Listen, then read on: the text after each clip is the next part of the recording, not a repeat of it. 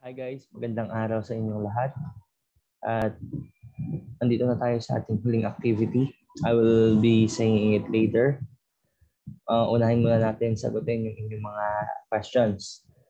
So, nandito ako sa beach eh. Ayun o. Gusto yung buko. First time nyo siguro ako makikita. Okay, so unahin na natin tong question na to. Hindi ko na sasabihin yung mga pangalan ninyo. Okay, so kung hindi si Rizal ang nagwika nito, ang hindi magmahal sa sariling wika ay higit pa sa hayop at malansang isda, sino po kaya?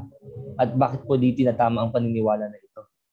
So basically, according to Ambeto Campus Research and Virgilio Almarios Research, ito possible writers of the sa aking mga kabata is Hermine Hildo Cruz or Gabriel Francisco. So bakit hindi itinatama ito? Basically, hindi din alam ng mga kaguruan na nagtuturo, specifically in junior and elementary, junior and senior high school. Yun yung pinaka basic notion na dapat sana capacitated din or maalam din or mayroong competence yung mga nagtuturo ng kasaysayan sa ating bansa. Okay? So, second question. Saan po kayo nag-aral? Hindi pala. Paano nyo po napapaliwanag na mabuti ang inyong mga saloobin o opinion at na hindi nakakasakit o nakakaapak sa kanilang sariling political na opinion? At hindi rin po sa pabirong paraan katulad ng ating Google Classroom. Basic lang, nagsasabi lang ako ng totoo. Kung ano yung nasa datos. Mahirap magsabi ng fake news. Nasabi ko lang kung ano yung dun sa datos at ebidensya na nakalap mula sa primarya at sekundaryang bodies. Again, credible sources. And credible people too. So, bakit po ang kursong ito ang inyong napiling ituro? At kung ina-assign man ito sa inyo, bakit niyo po ito tinanggap? Layunin ko na gamitin ang mga aral at buhay ni Rizal para mailapat sa kontemporaryong panahon upang mas maintindihan ng kabataan kung ano nga ba yung pinaghuhugutan ng ating mga bayani. At isa na nga doon si Dr. Jose Rizal. Pero tandaan natin na hindi sapat na alam lang natin na yung date 1892, 1896, 1898, etc. etc. Anong sense nun? For example lang, anong pakialam ko kung madaming pinatay? Si Hitler. 6 million na Jews ang pinatay niya in the context dun sa Germany. Pero yung punto, bakit niya ginawa yun? At titignan din natin, ano naman yung punto ng pagkamatay ni Rizal? Bakit siya namatay? Yun yung mga puntong kailangan natin tignan. Bakit may nagagalit sa martial law? Bakit galit na galit at sinasabing ibalik yung ninakaw? Dahil meron tayong basihan at meron tayong punto na tinitignan. Dahil hindi lang sapat na 10 million ang ninakaw, for example, 10 million or 10 billion dollars ang ninakaw or 5 billion dollars ang ninakaw. Ang punto ay kailangan mabalik yun. At ano yung punto kung bakit nila ginawa yun? Okay? Bibisan ko lang yung other questions, no? So, saan po kayo nag-aral ng kolehiyo? At ano po ang inyong kursong kinuha? So, my course is Bachelor of Arts in Social Sciences, major in History, minor in Political Science in University of the Philippines, Baguio. Okay? Para ako nag-interview, no? So, sino po ang iboboto niyong presidente? Bakit po sila ang napili? So, tapos naman na yung election. Gito lang tayo. Hindi, ayun o. Tinuturo ko lang yung bundok. Ayun yung bundok ko. Ayun o. Bundok ba yun? Ay, isla pala. Okay? So, ito nasagot ko naman ito. Medyo mahaba siya. So, about lang doon sa mga beauty queen and their political stand. So, wala namang problema na sabihin nila yung political stand nila. Kasi at the end of the day, nagsasabi lang din naman sila ng totoo. As long as yung sinasabi nila is may basis. Okay? So, next question. Si Rizal ba ay sang-ayon sa mga gawain nila Andres Bonifacio at KKK? So, sa Revolusyong 1896, makikita natin hindi sang-ayon si Rizal dahil hindi pa sapat ang kakayahan, specifically in the materials, specifically in the machineries. So, hindi naman totally sang-ayon si Rizal pero hindi niya dinidiscredit na kailangan natin yung revolution. Pero yun nga, dun nagkakaroon ng dichotomy between sa kanilang dalawa na si Rizal ay reformist na gusto niya lang ay maging probinsya tayo ng Espanya. At ito naman si Bonifacio ay magkaroon tayo ng sarili nating identidad. Magkaroon tayo ng sarili nating bansa na may tuturing. Kaya gusto niya ng pangkalayaan, hindi lang basta reforma. So, pero makikita natin na malalim ang kanilang ugnayan kasi makikita natin na yung sa mga highest officials or highest ranking members ng Katipunan, ang kanilang password ay Rizal. Okay? So next question. Sir, magandang buhay po. Gusto ko lang pong itanong kung sakaling buhay po si Rizal, sino nga ba sa tingin niyo ang iboboto niya?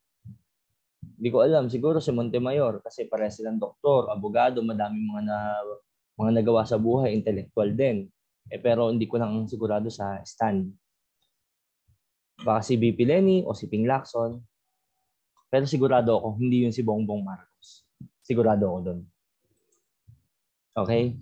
So, sa tingin nyo ba, isang presidential candidate lamang ang nagkakalat ng disinformation or lahat po sila?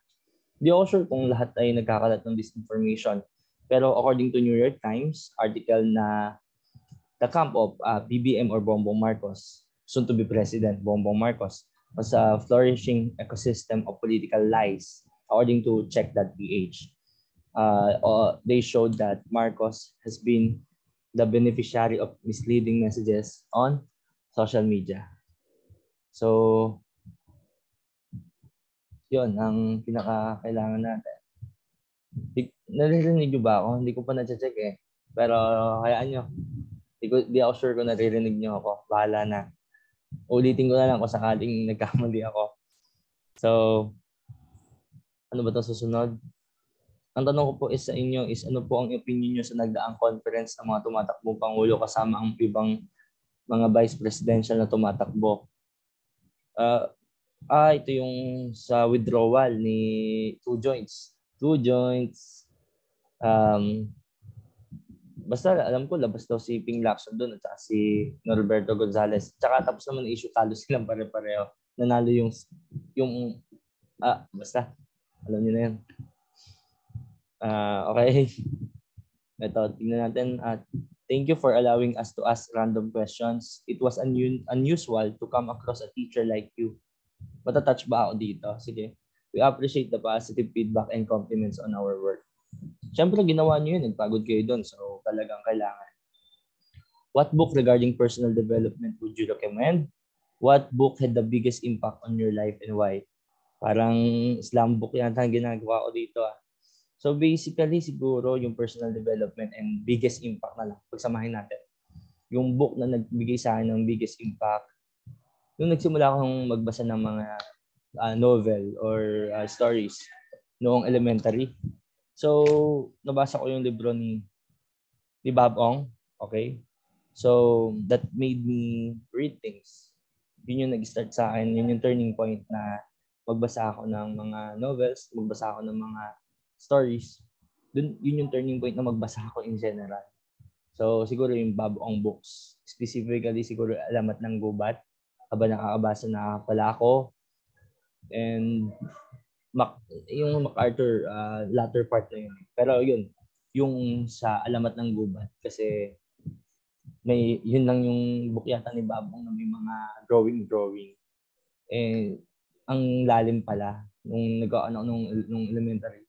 Ang lalim, parang nalalaman na agad ako na yung characters doon na may crab mentality. Yun. Basta yun yung naging turning point nang magbasa ako. So, next. Bakit po ang sipag nyo mag-type? At ano ang pinaghuhugutan nyo sa buhay? Masipag mag-type. Siguro gusto ko lang kayong makakwentuhan. Sana face-to-face nga eh. About naman sa pinaghuhugutan, magkaroon ng magandang buhay. Siguro, magkaroon ng magandang buhay. Hindi lang ako, hindi lang tayo, pero specifically yung mga nandun sa laylayan. Specifically the marginalized sectors. Kasi matagal na silang nakipagbuno. Ang mga magsasaka natin, ang mga mangingisda natin. Sila yung tinatawag na backbone of our economy. Sila yung backbone. Pero anong nangyayari sa kanila?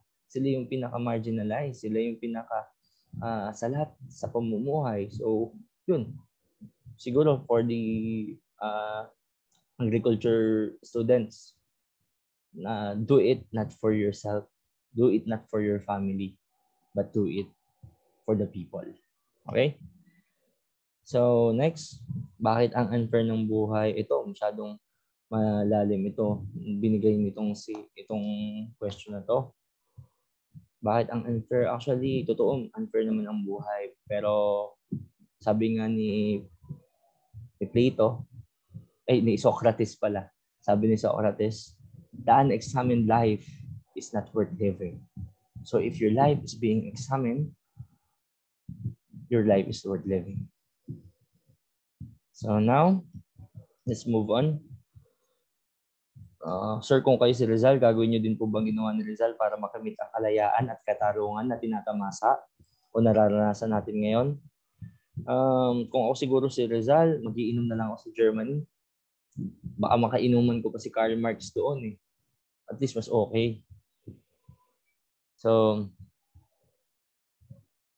meron bang nagawang mali si Rizal noong panahon niya? Nagkaroon na din po ba ng inaasahang di pangyayari o resulta na naka-apekto sa kanya? Siguro yun, medyo palaaway si Rizal.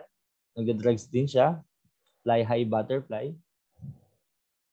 Yun, ang mga siguro mga pagkakamali niya. Pero yung pinaka matindi ay sa kabila noon, pinipatuloy niya pa rin na ipaglaban ng bansa. Para sa kalayaan, ha? Hindi lang yun yung pag-ibig niya eh. Pag-ibig para sa bansa, pag-ibig para sa bayan. Okay. Ano ang pinakamagandang bagay na natutunan niyo po sa inyong buhay? Mahirap to ah. Napapagod na po ba kayo? Napapagod na ba ako? Siguro pinakamagandang bagay na natutunan ko ay yung pagtanggap na hindi ko alam ang lahat ng bagay at marami akong hindi alam. Tapos dahil doon sa pagtanggap ko na yun, mas lalo tayo o ako na nagiging critical ukol sa mga pangyayari lalo na sa ating bayan. Sa pamamagitan ng pagmamahal sa kapwa, pagmamahal sa bayan, at tumindig para sa katotohanan. And napapagod na ba ako? Siguro before lumabas yung result noong May 9 ng gabi, hindi pa ako napapagod. Pero ngayon, siguro sobrang pagod na ako. Isipin mo na lang, hindi lang pagod, exhausted eh. Robin Padilla, Tulfo, Jinggoy. Dapat pinatakbo nyo na rin sana si Andrew para everyday happy. Okay, so let's move on. Kung ikaw ay papipiliin, mas gusto mo bang mabuhay sa kasalukuyan o sa panahon ni Rizal? Panahon ni Rizal or ngayon, wala naman sigurong pinagkaiba o sa inostisya. Pero mas pipiliin ko na noon dahil mayroon pang pagpapahalaga sa kalayaan. Kasi gusto nila ipaglaban ang kanilang kasarinlan. Pero mukhang mas kailangan tayo o mas kailangan ako ngayon para isiwalat, quote-unquote isiwalat, yung katotohanan. So, siguro kung bubuhay ako ng tao, kung bibigyan ka ng kapangyarihan na bumuhay ng isang tao, sino ang nais mong buhayin? Siguro kung magbubuhay ako ng tao, yung lolo't lola ko. Para at least may turo ko sa kanila na hindi golden age ang martial law. Na si Marcos ay hindi best president at si Marcos ay hindi bayani. Yun yung tuturo ko siguro na kasi ang dami ko tinuturo sa ibang tao pero yung sarili kong lolo't lola, namatay sila na naniniwala sa baluktot na katotohanan. Okay, move forward.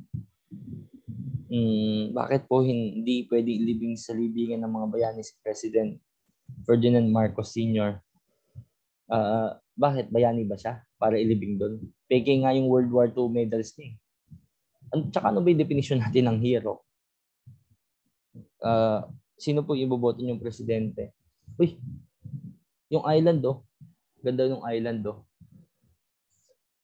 Okay?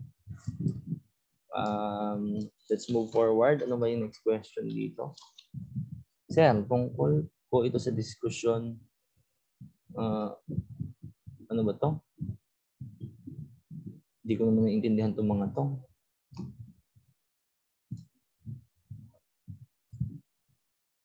Bakit po pinili yung maging prop ng PD?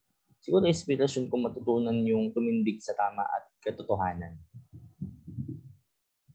So, anong batch po kayo sa youth encounter? Hindi ko alam. Hindi ko alam tong youth encounter na to. Baka ibang tao yun baka kamukha ko lang. Seryoso. Hashtag serious. What do you think is the most relevant and significant teachings of Rizal? Alam niyo na yan. Hindi ko na siguro kailangan sagutin yan. Sino sa tingin ninyo ang deserve maging Philippine President? Excluding the current current presidential candidates and why?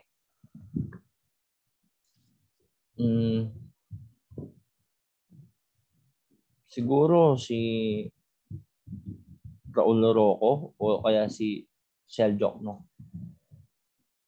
So, move forward. Sa dami ng taong may ambag sa history, bakit si Jose Rizal ang pinag-aaralan ngayon? Seek for truth and fight the injustice. Fight against the injustices. Yun. So, pero at the end of the day, political pa rin yan . Dahil sabi nga nila, American-sponsored hero si Rizal. Ayun, political pa rin yan dahil hindi siya gumamit ng dahas. Huwag kayong lumaban. Magsulat lang kayo, huwag kayong lumaban tungkol sa mga ginagawa namin. Magkun lang kayo. Isiwalat nyo lang yung truth, pero huwag kayong gagamit ng dahas. Tama naman yun, pero yung point is, andun siya sa middle part na gusto niya ng reform. Hindi niya gusto ng mismo kalayaan muna. Ibig sabihin, hindi ko sinasabing hindi niya gusto ng kalayaan. Gusto niya is a gradual process. Against naman kay Bonifacio na instant. So, mamili ka lang kung anong mas gusto mo, yung instant ramen o yung ramen talaga. Pero hindi naman natin kailangan pagsumpungin yung mga bayani natin. Dahil tignan natin ang kasaysayan sa isang holistikong paraan, pangkabuuan. Kahit yun ba, galito kay Emilio Aguinaldo dahil pinapatay niya sila Luna at Bonifacio. Pero hindi din matatanggi na marami din siya naiambag para sa ating bansa, para sa kabuuan ng kasaysayan ng ating kalayaan. Okay? Sir Lods, I like the way you interact sa mga comments and posts nyo. Kaya naman ang tanong ko, nakailang jowa na po kayo? Seryoso ba? So, dalawa lang Lods. 2 joints. 2 joints lang. Tapos, ano ba ang tanong mo? Ano po main hero nyo sa ML? Si Beatrix. Nag-number 3 ako dito sa buong Nueva Ecija. Gamit nyo si Beatrix dati. Pero di na ako naglalaro. Nauubos yung oras ko . GG. Ano po ba yung GG? Siguro, sa akin GG means good governance. Good governance. Ulitin ko. Good governance. Okay. Paad na lang din po sa ML. Di na nga ako naglalaro. Okay. Halimbawa, sige, tingnan natin to. Halimbawa, kayo po ang nanalong presidente ngayong 2022. Anong proyekto ng nakarang administrasyon ang inyong pagpapatuloy? Siyempre, yung mga nasimulan ng projects na sa BBB or Build. Tapos yung mga hindi pa nagsisimula na project sa BBB, i-review natin yung budget. Diba? Yun yung pinakamahalaga. I-review natin dahil pera ng taong bayan yun . Kailangan Ang tawag dito, pangalagaan at pahalagahan. Okay? Kung ang biktima ay ama ng anak ng judge, kaano-ano ng judge ang biktima? Search mo na lang sa Google. Nahihirapan mo ako eh. Siguro asawa ba? Hindi ko alam eh. Kung kayo sumagot. Bakit po ninyo pinili maging professor ng PhilHealth? Yun nga, inspirasyon kong matutunan na lumaban at tumindig sa tama. Tama na based according to sources, credible sources. Okay? Between BBM and VP Lenny, who do you think can perfectly lead the Republic of the Philippines this coming election? Tinatanong pa ba yan? Tinatanong pa ba yan kung BBM versus VP Lenny? Ewan ko. Alam niyo na yung sagot doon. Hindi na kailangan tanungin yun.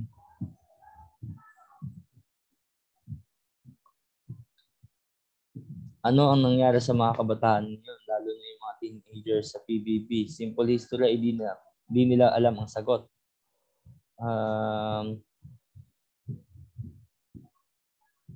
Basta, tara, shot puno. Shot na lang tayo, puno. Shot tayo, puno. Naintindihan ko na, shot puno. Ito. Nako, mapakahaba naman ito. Sir, lingid sa aming lahat na estudyante mo na ang iboboto nyo po ay si VP Lenny. Paano mo nalaman? Pero magaling ka. Magaling ka manghula siguro. Kasi based po sa unang task nyo po at ginawang activities, saying na hindi nyo man direct na sabi si VP Lenny ay iboboto ninyo, parang ganoon na rin po. Ang tanong ko lang po ay hindi po ba ito makaka-apekto sa pagiging guro ninyo? Na madaming estudyante ang pinag-uusapan na kayo sa inyong pananaw, lalo na sa aming GC. Uy, pinag-uusapan nyo ako sa GC ninyo. Hindi nyo man lang ako ina-add. Okay, so I'm not saying that I'm not agree po kasi I somewhat know what you fight for. But sir, to be honest, kahit sa GC namin you're the topic.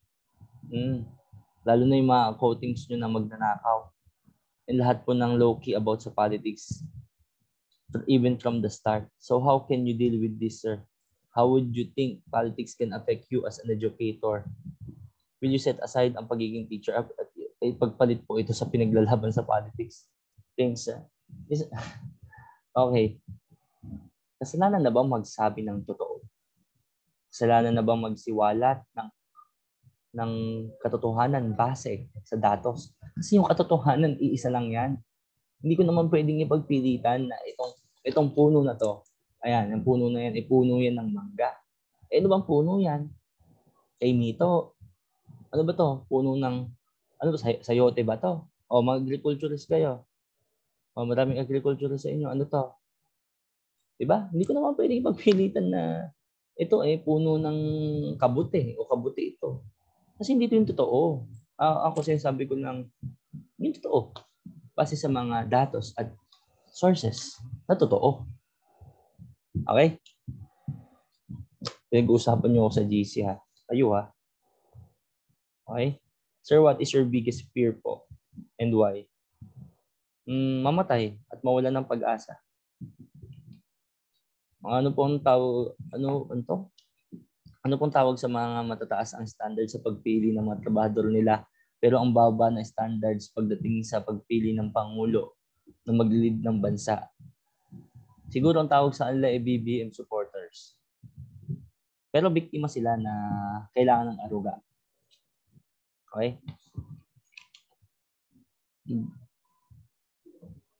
Bakit may mga taong gumagamit ng respect my opinion pero hindi marunong rumespeto sa opinion ng iba?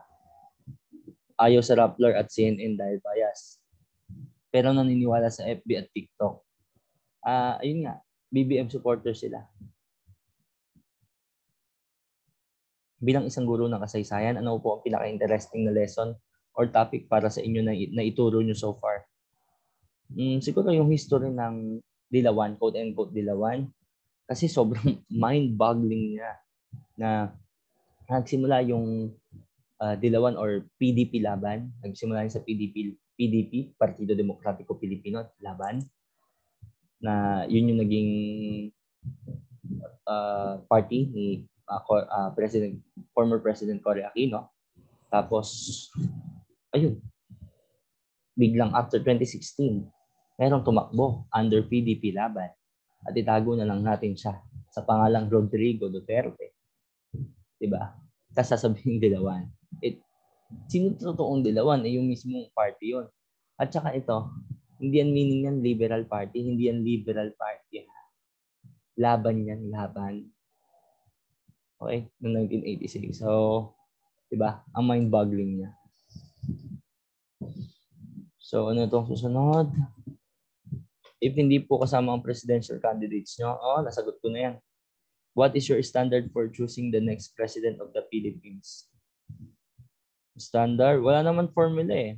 Research and track record lang talaga yung kailangan natin tingnan. Next.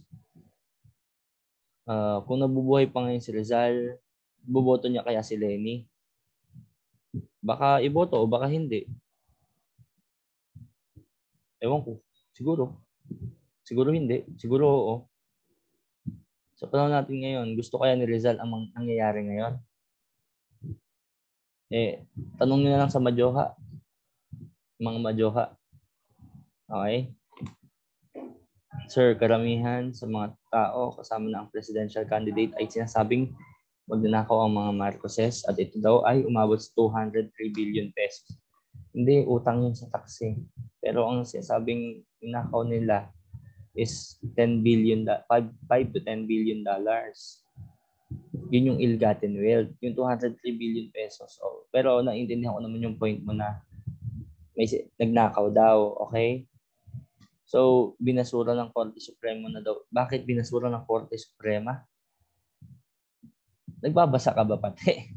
So, ayan. Hindi naman binasura ng Korte Suprema. Fake news and loads. Bawal yan. Fake news yan. Final and executory na nga. Sige, para malinawan ka, ito na lang. Tignan mo, and search mo sa Google. Punta sa Google ngayon.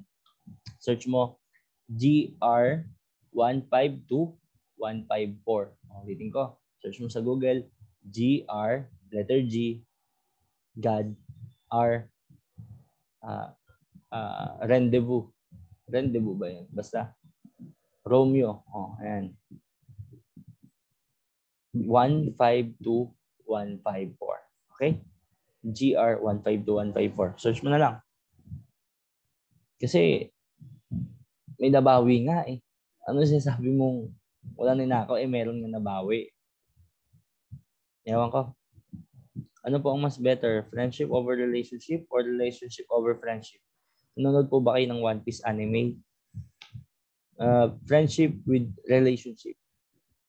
Nanonood ako ng One Piece nung bata ako. Kaso ngayon, hindi na. Ang haba eh. May phobia po ba si Rizal? Mukhang wala siyang kinakatakutan. Takot siya na walang magbasa ng libro niya. Bakit sa piso nakalagay si Rizal? Di ba pambansang bayani natin siya? Bakit sa mababang halaga lang siya nakalagay? Para makilala siya ng lahat. Mapabata, matanda. Kasi ito yung pinaka-accessible na pera. Just like yung doon sa $1 ng US. Siya yung nilagay doon dahil para mas makilala siya yung ambag niya sa lipunan. Ito din, si Rizal nandun siya sa pinakamababang denomination, hindi dahil mababa yung halaga niya. Nilagay siya doon para mas makilala siya. Kasi mapabata, kahit anong klaseng edad dyan, makukuha, yun yung pinaka-circulated natin. Kaya, doon siya nilagay. Okay? Sir, pwede po bang walang minimum yung essay at kumusta po kayo? Kumusta ako? Malungkot dahil mas pinili ng taong bayan ang basta. Alam niyo na yan. Malungkot pero laban lang. Mas pinili nila eh. Pero ganoon talaga. So, ano ba itong susunod natin? Napakahusay mo talagang guro, Sir Jersky. Talagang napakamalikhain. Binubulo mo. Huwag mo na akong bulahin, hindi kita iuuno. Ito ang aking katanungan. Bakit nga ba patuloy na naghihirap ang mga Pilipino? Bakit hindi ko magawang maniwala o magtiwala sa isang tao kahit pabigyan niya ako ng ebidensya na nagsasabi siya ng totoo? Okay? Sa pangalawang tanong na yan, sir, ang nagiging dahilan bakit wala akong peace of mind ngayon. Huwag ko kayong sagutin para wala ka pa ng peace of mind. Sige, ano ba itong pinakawan mo dito? Ang gusto mong malaman ay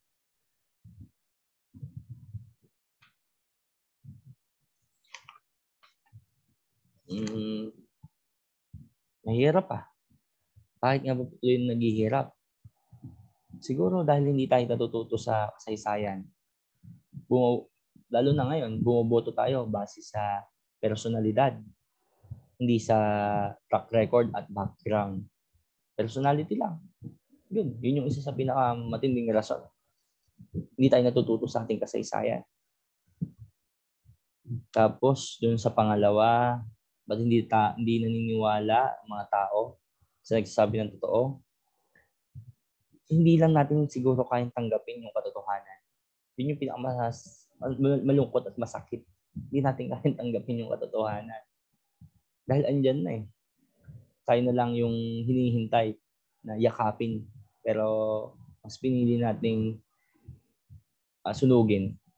Yun. Sino po ang boboto niyo sa pagkapangulo? Okay, nasagot ko na yan. Sir, totoo po ba nakatalikod si Rizal nung binaril po siya? Nakatalikod siya dahil pinatalikod siya para hindi niya makita yung mga babaril sa kanya. Pero pinilit niyang humarap para makita niya yung mga bumaril sa kanya. Yun, pinilit niya. Pero meron ding isang sinasabi na tumalikod siya kasi humarap siya kasi hindi naman masidhi yung wala naman siya kasing kasalanan. Kaya dapat hindi siya pinapatalikod. Dapat nakaharap siya dahil wala siyang kasalanan. Nagsabi lang siya ng katotohanan. Isiniwalat niya lang yung katotohanan. So kung siguro babarilin din ako ngayon, harap din ako. Dahil alam kong wala naman akong ginawa. Kung babarilin man ako dahil sa prinsipyo ko. Dahil sa mga itinuturo ko. O tatanggalin man ako, naharap ako. Kasi alam ko na itong mga bagay na pinag-uusapan natin, merong datos. At saka hindi ko naman akong binabago sa kaisipan ninyo. Sinasabi ko lang naman yung base sa datos. Kasi karapatan nyo yun. Karapatan nyo naman mamili. Karapatan nyo humusga. Karapatan nyo bumoto. Karapatan ninyong tanggapin o hindi yung mga pinagsasabi ko. Pero wala tayong karapatan na baluktutin at baguhin yung ating kasaysayan. Okay? Move forward tayo. Sir, sino po bang boboto yung presidente? Alam nyo na. Sino ang inyong presidente na pupusuan? Papasa po ba ako sa subject na ito? Sana. Sana pumasa ka. In the movie General Luna, accurate po ba ito regarding sa actual happenings? So, General Luna movie was not that accurate. But the key terms or the key themes ay nandoon. We cannot see the exact details. But what we can see is the idea of quote-unquote verisimilitude or verisimilitude. Or meaning nito is the nearness, pinakamalapit sa totoong nangyayari sa ating kasaysayan. Kasi hindi mo naman, unless meron kang time machine, yun talaga, makikita mo talaga yung actual na mangyayari. Pero dahil nga, ang base natin ay datos, papel, ebidensya, yun ang kailangan natin. Nandun lang tayo sa nearness, pinakamalapit sa totoong nangyari. Okay, so move forward. Ano na tayo? They say that political view is a choice and opinion. Why do some people force others to believe or join their presidential candidates? Okay, so political view is a choice. Totoo yun. But if you believe in lies and disinformation and misinformation, that is different thing. Okay? Magkaiba yun. Choice mo yan. Pero kung naniniwala ka at nagpapalaganap ka ng misinformation and disinformation, mali yan, kapatid. Ito. Simple lang tanong po, what would happen to us when we die? Ano mangyari sa atin pag namatay tayo?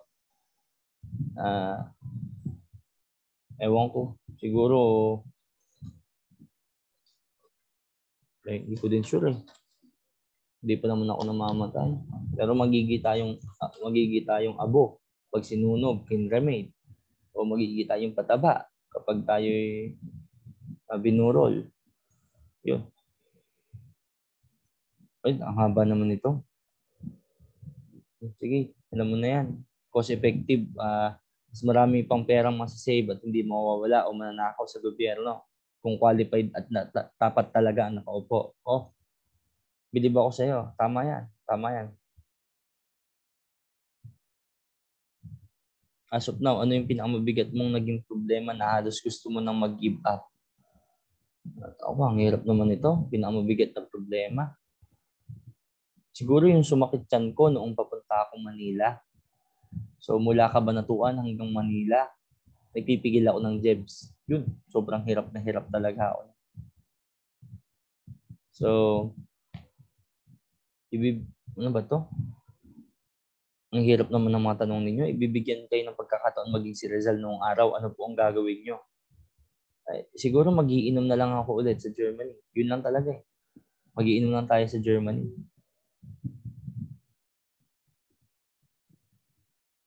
Bakit hindi si BBM ang presidente nyo, sir?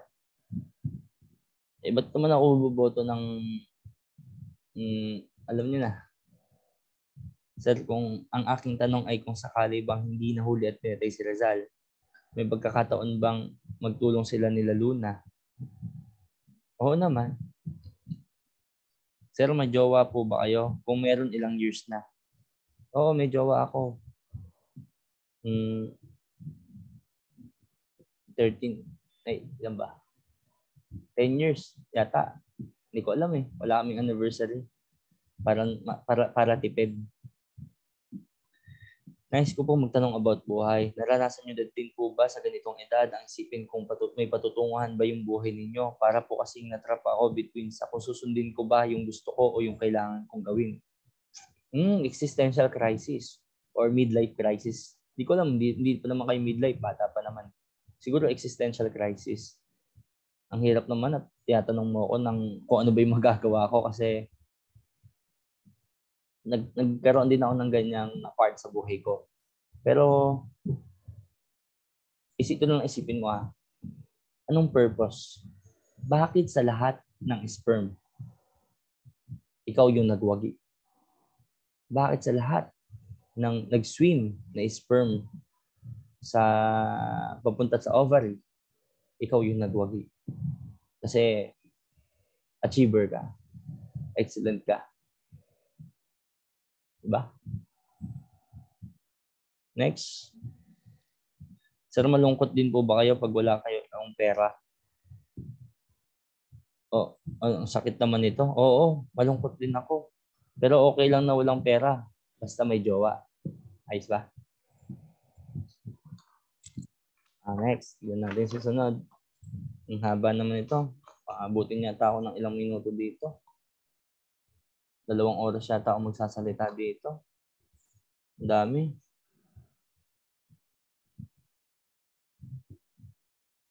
Do you think that EDSA revolution really changed the course of politics in the Philippines? How and give example? EDSA revolution? Yes naman dahil nasasabi mo na yung gusto mong sabihin niya. Yun. Kung wala yun, di yung karapatan natin, yung media nga controlled ng estado. Hindi sila pwedeng magsiwalat agad ng mga artikulo o news. Puro propaganda yung pinapalaganap ng panahon na yun. Propaganda na maganda daw, the best daw, pinaka mahusay daw. Ewan ko. BBM wins the presidential election, o panalo na nga siya ngayon, do you think he would be able to pursue his so-called unity? Tignan natin. Makikita natin. Wala po bang naging anak si Rizal? Meron. Meron siya naging anak. Sir, bakit po si Lenny yung gusto niyo maging susunod na presidente ng Pilipinas? Bakit gusto ko? Pwede naman din si Ping. Pwede naman si Calyodi. Pero para sagutin yung tanong mo, malinis kasi yung track record niya. At walang issue ng pagnanakaw. And FYI, mas gusto ko yung revolution. Charot. Okay. Next. Naniniwala po ba kayo na yung Bible ay salita ng Diyos? Sino bang Diyos? Si Allah? Si Buddha? Si Jesus? Madaming Diyos eh. Pero isa lang naman. Di ba? So, sino muna? Sinong Diyos? Huwag lang yung extra Diyos ha. Ano ba tong tanong mo? Ano sir yung pinakinakatakutan nyo sa buhay? Yung mamatay ako nang wala akong anak. Bakit ang bait mo po, sir? Naging student din ako eh. Mahirap kaya maging estudyante. Saka di naman ako mabait. Sir, kung hindi nagsulat ng book si Rizal, makikilala kaya siya, sir? Makikilala na pa rin siya bilang propagandista. Pero di siguro sisikat ng sobra. So, ano to? Sino ang ama ni Crispin at Basilio? Si Pedro.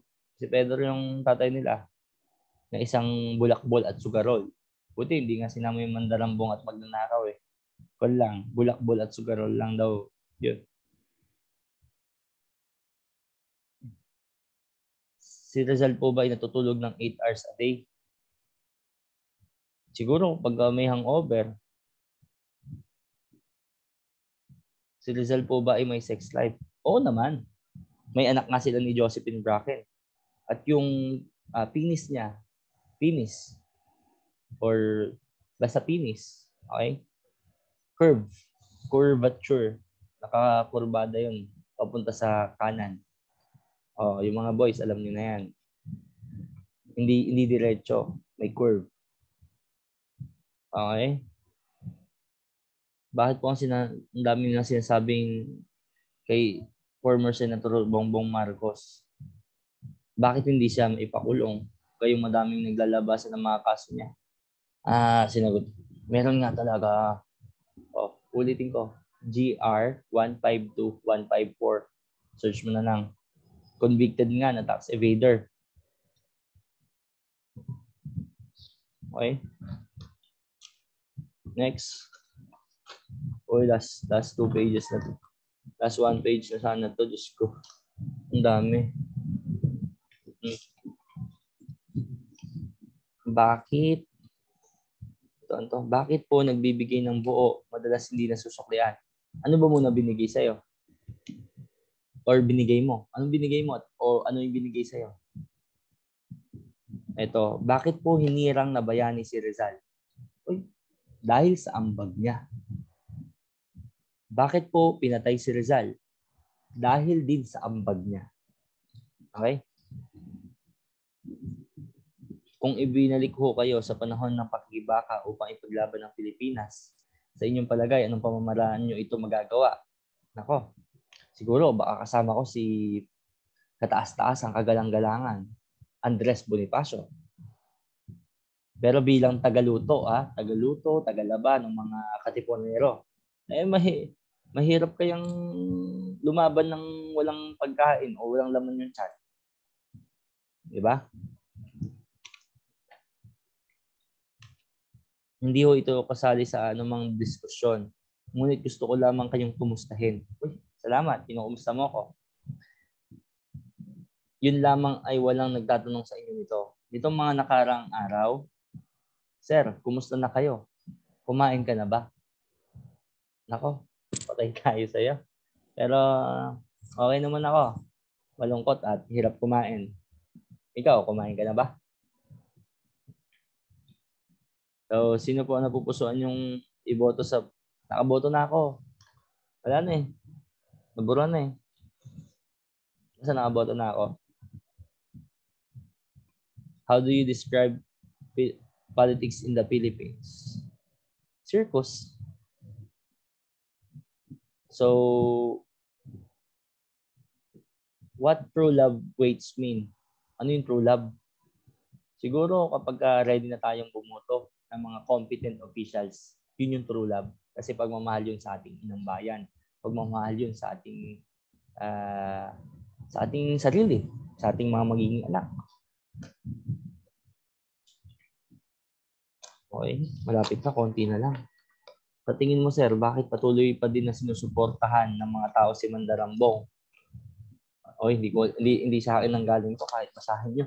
Ayun, may di nakikita eh. Ayan oh. Naka-print talaga yung mga tanong ninyo. Oh, naka-print yan oh. So siguro bakit madami sumusuporta? Magaling siya.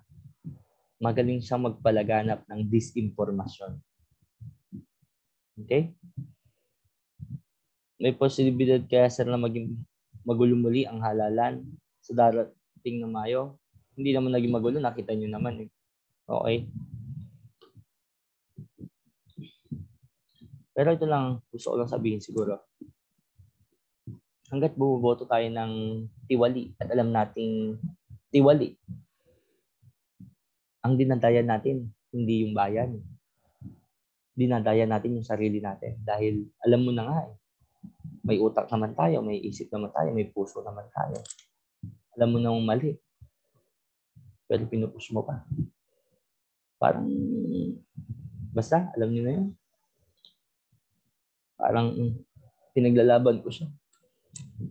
Pero, may mahal pala siyang iba. Alam kong mali. Pero, bakit? Charot. Okay. So, move forward. Lahat po ba sir ng sinulat ni Rizal ay totoong nangyari? Hindi naman lahat totoo, pero may basehan. Okay? Dahil yun naman yung nangyayari, pero hindi pagising ang diwa ng mga tao. Malapit na sarang eleksyon, tapos na nga eh. Diba? Tapos na. Para sa iyo, sir, anong karapat dapat na umpo bilang presidente ng Pilipinas?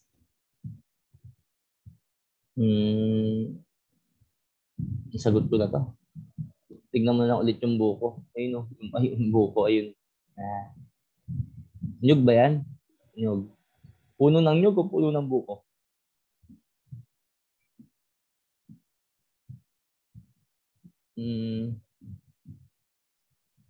What is Rizal if we are not conquered by Spaniards? Then there's no Rizal. What makes people fall out of love? Pagod na. Madami po ba kayong naging babae? Uy. Dalawa nga lang. Dalawa lang naging girlfriend ko. And others. Joke lang. Ba't naman gusto yung mga tanong? Diyos ko naman. Si Rizal po ba ang pinakahinahangaan yung bayani ng ating bansa? Pinaka-favorite ko si Andres Bonifacio. Pero grabe ka ha. Masyado ka ha.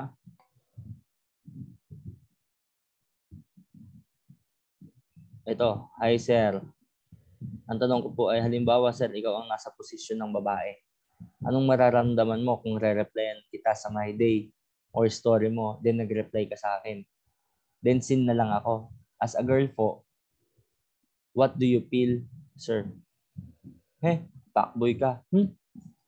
Fuckboy. Ako kasi, fact boy. Diba? So, next. Who is your president? Convince me to vote for your presidential candidate. Tapos na nga eh. Basta, tandaan mo na stand for justice and fight for your right. Lumaban ka para sa karapatan mo at karapatan ng iba. Okay, ito, ang haba naman ito. Hello sir, madami na akong gustong itanong sa inyo about sa buhay. Gusto ko po sana humingi ng advice sa inyo kung ano po dapat gawin. Dahil naguguluhan na po ako. Tanong ko po sana kung ano ang dapat kong gawin. Single parent po kasi tatay ko. 6 po kami magkakapatid. Bunso po ako. Ako na lang po yung nag-aaral dahil yung iba ko pong kapatid ay may pamilya na. Sige. Basta tandaan mo lang, Jenny, na kaya mo mag-aral. Kaya mo din magtrabaho. Pero hanggat kaya ka suportahan ng pamilya mo, mag-aral ka, mabuti. Tapusin mo agad. Ilang taon lang naman yan. So, tandaan mo na yung 4 years of your life na mag-aral, ang kapalit naman yan is lifetime. Hindi naman necessarily lahat ng mag-graduate is successful, pero sa konteksto kasi natin, kailangan natin yan. Paano kung wala pala talaga? Ito lang talaga yung aasahan natin. So, yun, mag-aral ka. Kung anong kailangan mong tulong, you can message me. Basta tulong lang sa na, wala akong ganito eh. Ha? Okay? May pag-asa pa kayang mamulat ang karamihan sa mga Pilipino mula sa misinformation? Okay, malalim tong tanong ni Christian.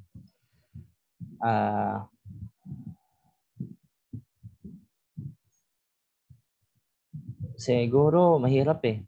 Pero tandaan natin na yung sabi nga ni Rizal na to deceive the native land is the greatest crime of all crimes. Okay? Next natin. Lapit naman na. Bakit po hindi niyo tinutulad ang sarili niyo sa ibang profesor? What I mean is, bakit po mas pinili mong maging cool at maging mabait sa aming mga estudyante? Thank you, sir, for being nice to us.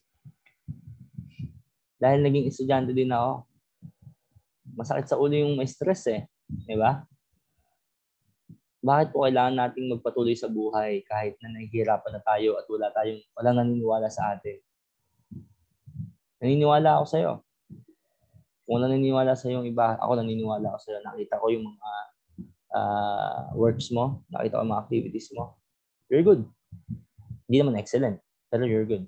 Naniniwala ako sa'yo. Tsaka yun, tandaan mo na mayroong laging umaasa sa atin. Alam mo kung sino yun? Di ako. Di yung family mo. Bukod sa kanila, umaasa sa'yo yung bansa na baka ikaw yung mag-ahon nito. Okay? Malapit na po ang election, pero mayroon pa rin pong mga undecided. Ano kaya ang maipapayo ninyo sa ito, tapos naman yung election eh. Okay na yan. Isipin mo na lang na ikaw yung boss ng kumpanya at may nakalatag na ito para sa mga undecided sa susunod na election. Print yung credentials nila. Tapos isipin mo ikaw yung boss ng kumpanya. Tapos ilatag mo yung papel. Yun, tignan mo na. Tignan mo sino yung pinaka-okay doon. Isipin mo ikaw yung boss for the next election. Diba, senatorial election. Print mo lahat ng mga credentials nila. Meron naman summary yan eh. May summarize mo naman yun eh. Tapos ngayon, mamili ka na doon. Tapos panoorin mo yung interview nila. Yun yung mahalaga. Yung umattend ng interview. Yung umattend ng debate. Hindi kasi pwede yung ganon. Pero wala eh. Nangyari na. Are you single, sir? Hindi nga ako single. Ano naman eh. So, totoo ba na si Dr. Jose Rizal ay ama ni Adolf Hitler? Hindi. Saan mo naman natutunan yan? Naniniwala, nabasa mo siguro yung kay Ambeto Campo. Pero hindi. Naniniwala ba si Rizal sa election? Mas naniniwala siya sa election. Okay? Malapit na tayo matapos dito.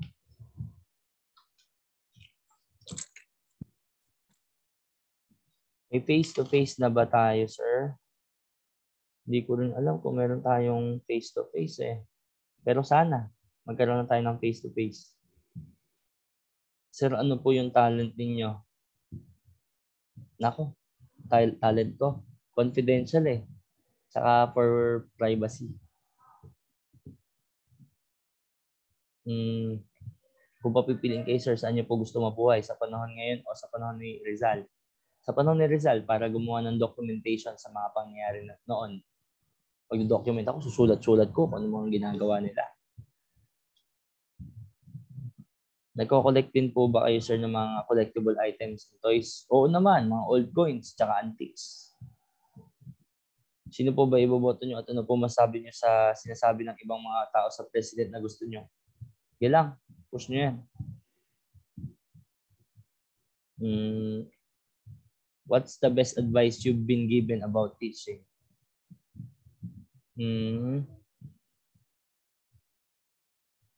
Teach and touch the heart, not the minds. Yun yung sa akin eh. Teach and touch the hearts, not the minds. Kasi bahala kayo kung lalaklakin ninyo yung karunungan na sinasabi ko o hihigupin nyo lang. Nagsisilbi lang akong guide. Bahala kayo kung inumin ninyo siya ng laklakin ninyo o humigop lang kayo doon sa karunungan na sinabi ko. Basta I'm just a guide. Okay?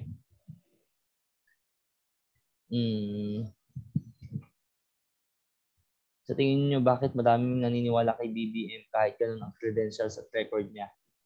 Again, disinformation and fake news.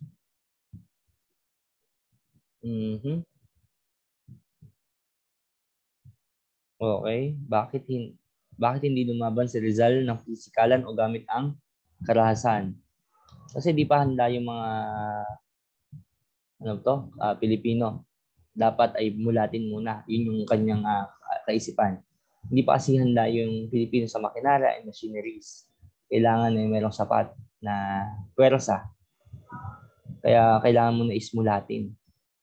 Buksan yung kaisipan nila na ganito yung nangyari. Once na namulat na yung lahat, doon tayo magsimula ng sariling atin. Ganon yung idea. Sir, nahihirapan na ako sa pag-aaral. Tara, shot puno. G ka ba? San ba? Ako na ang dadayo. Basta paapuyin mo paapuyin mo yung sembot Pag hindi mo pinaapoy, ayoko. Malalasing na agad ako doon. Sir, any tips for time management? Ako, di ko kaya rin magbigay ng tip dyan. Grammar din ako. Kinakaram ko nga yung review of related literature Pero huwag niyong gagawin yun. Hindi kayo, alam niyo naman, expert lang nakagawa na. Kung gusto niyo malaman kung ano yung sikreto doon, I'm just one message away. Kung hindi ako busy.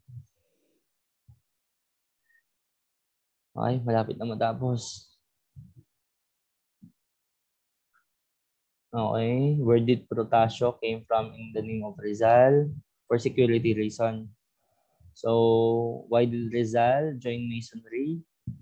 So, Rizal believed that one could be a good and moral person without the need for organized religion or the one true faith. Okay? Bakit si Lenny? Track record. Sorry.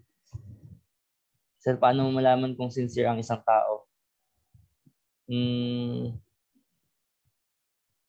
Mahirap to Siguro, tanungin mo siya. Tanungin mo kahit mamatay yung nanay niya o tatay niya o pamilya niya. Sabi mo, mamatay man tatay mo, mamatay man pamilya mo. Totoo? Yes. Cross my heart. Hope to die. Totoo yun. Sincere yun. Sincere yung taong yun. Ano po ang nauna, sir? Krimen o ang batas? Law. Law siguro. How will you define a crime if there is no law? Tama, di ba? Paano mong de-define o bibigyan definisyon yung krimen kung wala namang batas? Ano ang sikreto ng pagiging gwapo? Hindi ko alam. Okay, so kumusta po kayo? Okay lang naman, malungkot. Bakit po cool na Prof and jolly po kayo? Di mo na ako cool. I'm hot. So, lastly, meron naman. Sir, anong sikreto ng pagiging gwapo? Hindi nga ako gwapo. Pero kung gusto malaman yung sikreto, huwag kang maniwala sa fake news. At huwag kang magpapalaganap ng fake news. Tumindig ka lang sa katotohanan. Okay. So, bilang inyong last activity, yun, natapos ko na din sa wakas. Ang dami. Sana na-record ko to. Pag hindi ko to na-record, iyak ako.